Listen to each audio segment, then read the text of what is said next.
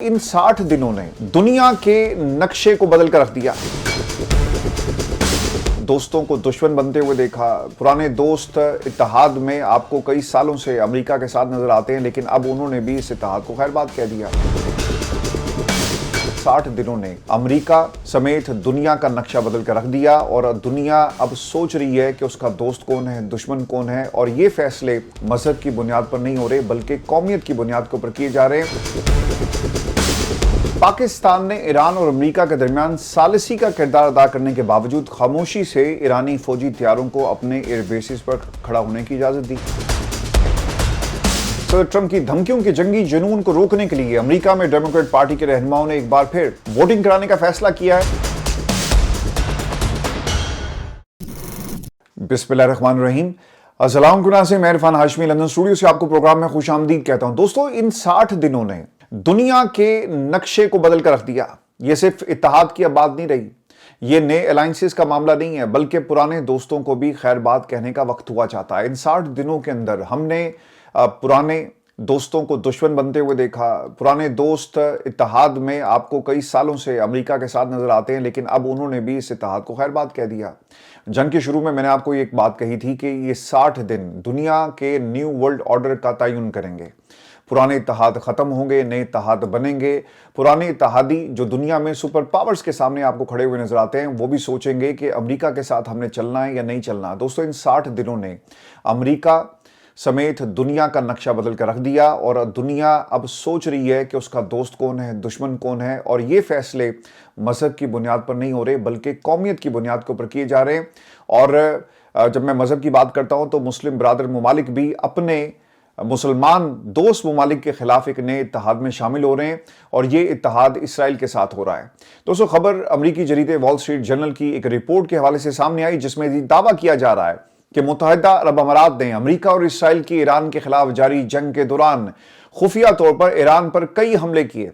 Wall street journal की report के मुताबिक अमारात ने जंग के दौरान ईरान के लाबान जजीरे पर वाक़या ऑयल रिफाइनरीज को भी निशाना बनाया। इस हमले के नतीजे में शदीद आग भड़क उठी और रिफाइनरीज आर्जी तौर पर बंद हो गई। आपने देखा था कि जंग के दौरान जो हमले होते थे, ईरान कहता था कि यार ये हमले हमने नहीं किए, हमारे मुल्क के ऊपर जो हमले हो रहे हैं, ऑब्वियसली मिडिल ईस्ट से हमले हो रहे थे, आपके इसराइल से हमले हो रहे थे और अमेरिकन भी छुप कर हमले कर रहे थे। तो ईरान के अंदर जितने भी हमले हुए, इस हवाले से ईरान को ज़्यादा खदशात नहीं थे। लेकिन जब मिडिल ईस्ट के अंदर हमले होते थे तो ईरान ये कहता था कि ये हमले हमने नहीं किए, जिन्होंने आप ये हमले किए इसकी प्रॉपर इन्वेस्टिगेशन करवाई जाए। आपको याद होगा कि जब टर्की की सरहद के ऊपर एक हमला हुआ बैलिस्टिक मिसाइल का, तो उस वक्त भी ईरान की तरफ से हर किस्म के ताउन की यकीन दहानी कराई गई और उन्होंने कहा था कि हम कभी भी टर्की के ऊपर हमला नहीं करेंगे, ये वो प्रॉक्सीज हैं जो हमें आपस में लड़ाना चाहती हैं। दोस्तों, रिपोर्ट में ज़राए का हवाला देते हुए ये बताया गया है कि यह हमला अप्रैल के आगाज में उस वक्त किया गया जब अमरीकी सदर डोनाल्ड ट्रंप ईरान के साथ जंगबंदी का ऐलान करने वाले थे। व्यूअर्स, ईरानी हमलों का इसराइल और अमरीका दोनों को इल्म था।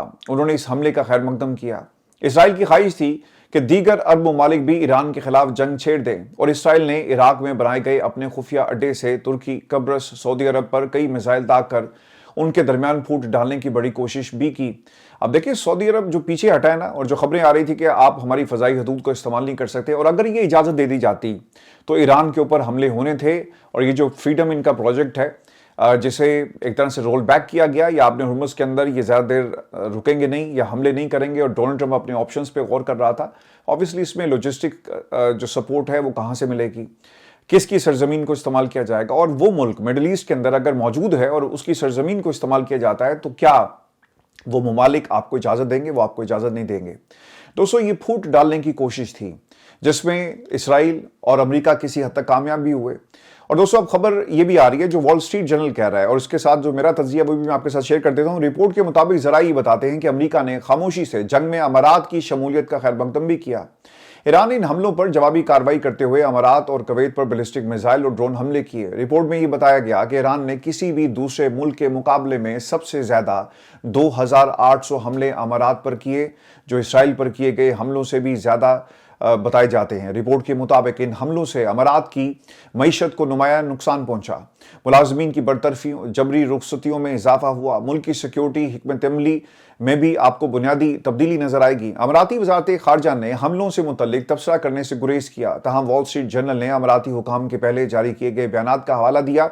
और अगर आप उन गुफ्तगू को, उन स्टेटमेंट्स को आप उठाकर देखें तो आपको पता चलेगा कि अमारात पहले क्या कह रहे थे और आज अरब अमारात का यूएई का किस किस्म का मौक़िफ़ है। दोस्तों, अरब अमारात को इन कार्रवाइयों पर जवाब का हक हासिल है। इसराइल में तैनात अमरीकी सफ़ीर माइक हकाबी ने तस्दीक की कि ये जो यूएई कह रहा था ना कि अगर हमारे खिलाफ आपने किसी किस्म की कार्रवाई की तो भाई हमारा ही राइट बनता है कि हम तुम्हें इसका जवाब दें। जिस तरह ईरान ने मुस्लिम ममालिक के ऊपर भी हमला किया, क्योंकि इनकी बेसिस को ईरान के खिलाफ इस्तेमाल किया जा रहा था। ईरान बार बार ये कह रहा था कि हम आप पे हमला नहीं कर रहे, हम अमेरिकन और उनकी बेसिस पे हमला कर रहे हैं, और अगर आइंदा भी ये हमले जारी रहे तो फिर हम भी बाज नहीं आएंगे, बल्कि इससे मजबूत हमले आपको हम करते हुए नजर आएंगे।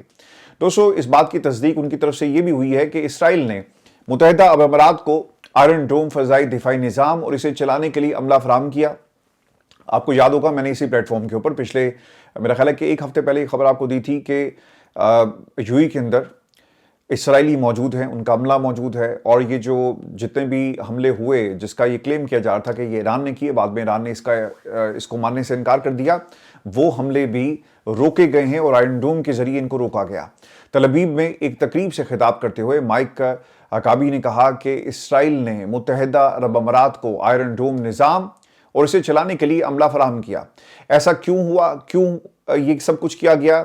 इसकी वजह ये बताई जाती है कि यूएई और इसराइल के दरमियान अब्राहम मुआहदों की बुनियाद पर गैर मामूली ताल्लुकात कायम हुए। उन्होंने 2020 के अब्राहम मुआहदों का हवाला दिया, जिनके तहत इसराइल और मुत्तहिदा अरब अमारात के दरमियान ताल्लुकात कायम हुए थे। इससे पहले बरतानवी अखबार की जानिब से ये खबर दी गई थी कि इसराइल ने ईरान जंग के दौरान मुत्तहिदा अरब अमारात को आयरन डोम फ़िज़ाई दिफाई निज़ाम फराहम किया था और इसे चलाने के लिए फ़ौजी भी वहाँ पर तैनात किए गए। अब ये जो नेक्सस एक बना है between UAE and Israel, this is not a good news for the Muslim world. मुस्लिम दुनिया के लिए बिल्कुल भी अच्छी खबर नहीं है दोस्तों, और इसलिए अच्छी खबर नहीं है कि आप आपस में इत्तेहाद नहीं कर सकते, तो आपने वेस्ट के साथ कैसे लड़ना है, आप सोहनी कुव्वतों के साथ कैसे लड़ेंगे? देखिए, ये सिर्फ और सिर्फ मफादात की जंग है, ये तेल की जंग है, ये दुनिया पे हुक्मरानी की जंग है, और आप किस ब्लॉक का हिस्सा बनेंगे, ये दुनिया अब तकसीम हो रही है।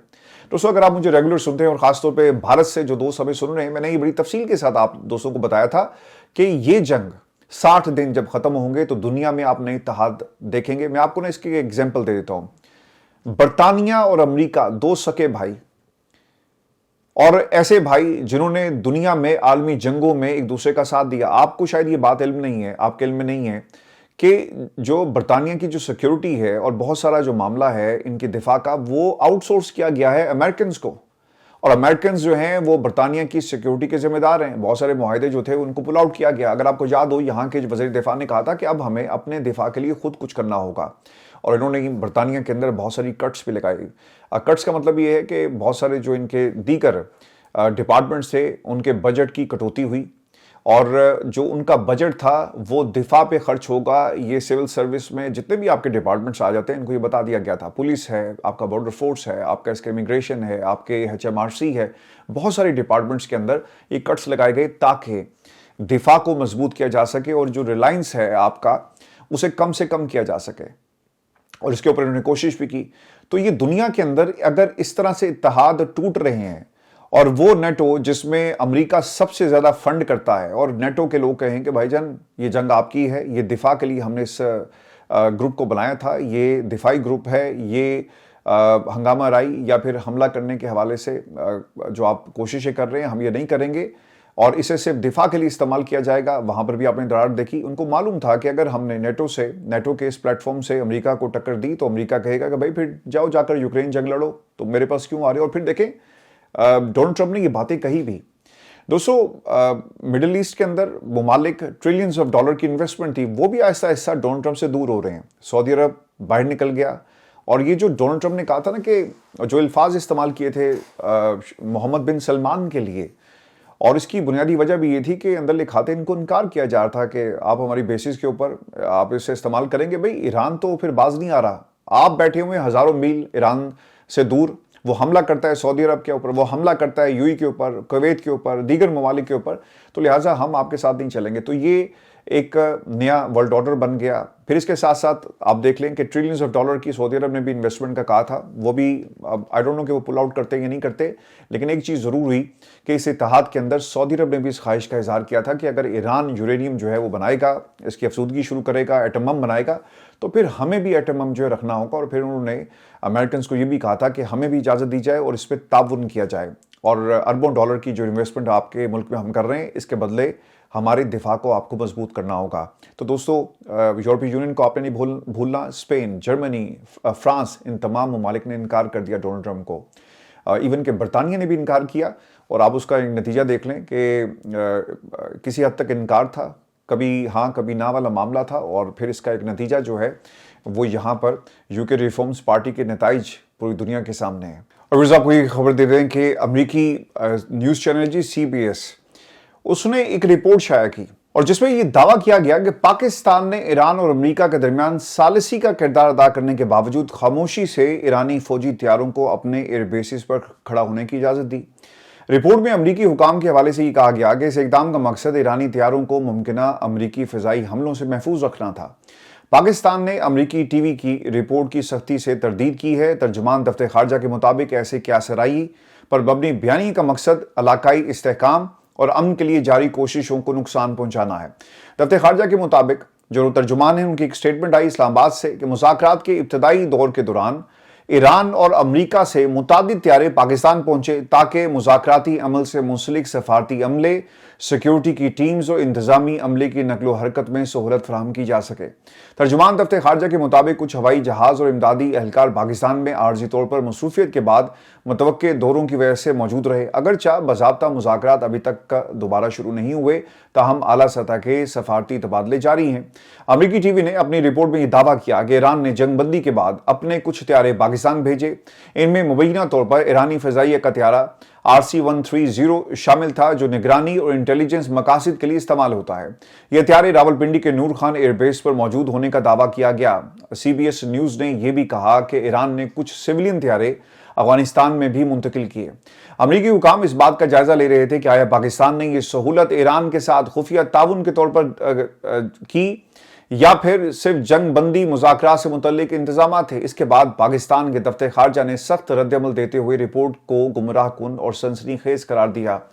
آپ اسرائیل کی کھلم کھلا آپ حفاظت بھی کریں، آپ ان کو اسلحہ بھی دیں، اور آپ کے جو جہاز ہیں، آپ کا ایک جہاز اس وقت چائنا میں لینڈ کر چکا ہے اور دنیا دیکھ رہی ہے، آپ اپنی گاڑیاں بھی اپنے ساتھ لے کر چلتے ہیں، آپ کا پورا جو کانوائے ہے وہ آپ کے ان جہازوں میں موجود ہوتا ہے۔ تو اگر ایران سے کوئی وفد آئے اور پاکستان میں وہ لینڈ کر جائے تو آپ پاکستان کو شک کی نگاہ سے دیکھیں گے یہ سارا ایک پروپیگنڈا ہے، اور جہاز آئے اگر وہاں پہ موجود بھی تھے تو یہ پاکستان کا اور ایران کا معاملہ ہے، اور ایران کو یہ حق حاصل ہے اگر آپ نے سفارتی محاذ پہ بیٹھنا ہے، بات کرنی ہے، اور پاکستان کے اندر اگر جہاز موجود ہے تو یہ ان کا حق ہے، چاہے وہ افغانستان میں لینڈ کریں، پارک کریں، وہ جہاز جو ہیں افغانستان کے بعد پاکستان میں لینڈ کریں یا انہیں پارک کیا جائے، یہ ان کا استحقاق ہے۔ لیکن ویسٹرن میڈیا اس کے اوپر ایک کنٹروورسی کریٹ کر رہا ہے۔ دوستو، آپ کو میں خبر یہ بھی دے دوں کہ ایک طرف صدر ٹرمپ جنگ کا راگ لاپ رہے ہیں بلکہ گانا گا رہے ہیں، تو دوسری جانب ان کے وزیر جنگ ایران کے خلاف جنگ کے لیے خطیر بجٹ منظور کرانے کانگریس کے دفاعی ذیلی کمیٹی کے سامنے پہنچ گئے، جہاں انہوں نے تابڑ توڑ سوالوں کے جواب دیے اور صدر ٹرمپ کے پیش کیے گئے 1.5 ٹریلین کے دفاعی بجٹ کا بھرپور دفاع بھی کیا۔ عالمی خبر رساں ادارے کے مطابق امریکی وزیر دفاع پیٹ ہیگسٹ نے جواز پیش کیا کہ صدر ٹرمپ کی دفاعی بجٹ کے لیے 1.5 ٹریلین ڈالر کی خطیر رقم امریکہ کو دنیا کی سب سے طاقتور اور قابل فوجی قوت برقرار رکھنے کے لیے بہت ضروری ہے۔ پیٹ ہیگسٹ نے جو بائیڈن حکومت پر تنقید کرتے ہوئے کہا کہ ٹرمپ کو ایک ایسا دفاعی صنعتی ڈھانچہ ورثے میں ملا جو برسوں کی امریکہ سب سے آخر میں کی پالیسی کے باعث کمزور ہو چکا۔ وہ کہتے ہیں کہ امریکہ فرسٹ، لیکن یہاں پہ امریکہ لاسٹ تھا۔ اچھا، پیٹ ہیگسٹ نے جو پینٹاگون کو جو بتایا اور پینٹاگون کے حوالے سے جو انفارمیشن شیئر کی، وہ یہ کہتے ہیں کہ اب پینٹاگون اس زوال کو ختم کر کے امریکی فوج اور دفاع کو جنگی بنیادوں پر دوبارہ استوار کر رہا ہے، جس کے لیے صدر ٹرمپ کے 1.5 ٹریلین ڈالر کے بجٹ کا منظور ہونا بہت ضروری ہے۔ جبکہ کانگریس اراکین نے وزیر دفاع پیٹ ہیگسٹ سے سوال کیا کہ اگر کانگریس हुकूमत को ईरान के खिलाफ जारी फौजी ऑपरेशन की मंजूरी ना दे तो आपके पास क्या प्लान बी मौजूद है? इस पर अमरीकी वज़ीर दिफा ने जवाब देते हुए कहा कि हमारे पास हर सूरत हाल के लिए मंसूबा मौजूद है, यानी पाकिस्तान के ज़रिए सालिसी विंडो ऑफ अपॉर्चुनिटी क्रिएट करेंगे, 60 दिन के लिए जंग को रोकेंगे और जो कॉन्स्टिट्यूशनल तलवार है उससे भी बच जाएंगे, हमें फेस सेविंग का मौका मिल जाएगा। इसी किस्म के ऑप्शन जो हैं वो इन्हें इस्तेमाल कर रहे हैं। दोस्तों, अगर ज़रूरत पड़ती है, पीट हेग्सेथ ये कहते हैं, तो हमारे पास जंग में शिद्दत लाने का भी प्लान है।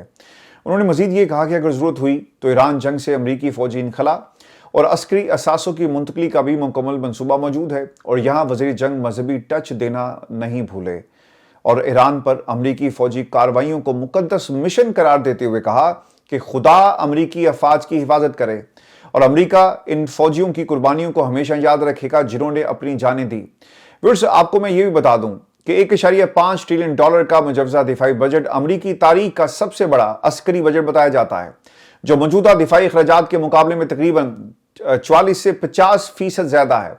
इस बजट में जदीद हथियारों, मिसाइल दिफाई निज़ाम, बहरी कुव्वत, मसनूई जहानत, साइबर वॉरफेयर और बहरुल काहिल खित्ते में चीन के बढ़ते असर रसूख का मुकाबला करने के लिए इजाफी सरमायाकारी शामिल है।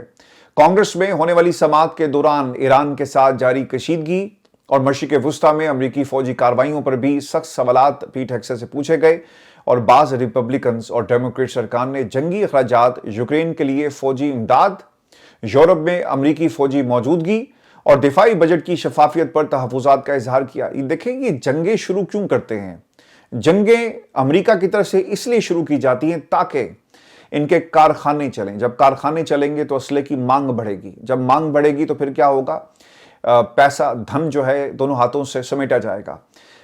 20 साल लगे जी अफगानिस्तान के अंदर, वो जंग जीते नहीं, लेकिन आपने इसे हॉक्स बनाकर अपनी फैक्ट्रियों को, अपने बैंक अकाउंट्स को खूब जो है वो चमकाया और बहुत सारे सेंटर्स, और अल्लाह जन्नत नसीब करे जी, हमारे लंदन से एक सहाफ़ी दोस्त थे, उनकी एक रिपोर्ट भी मौजूद है जिसमें उन्होंने ये इंकशाफ किया था कि किस तरह अफगानिस्तान की जंग के अंदर ऐसा असलहा कमीशन किया गया जो कभी भी अफगानिस्तान में लैंड नहीं किया, लेकिन कागज़ों में आपको यह असलहा मिलेगा।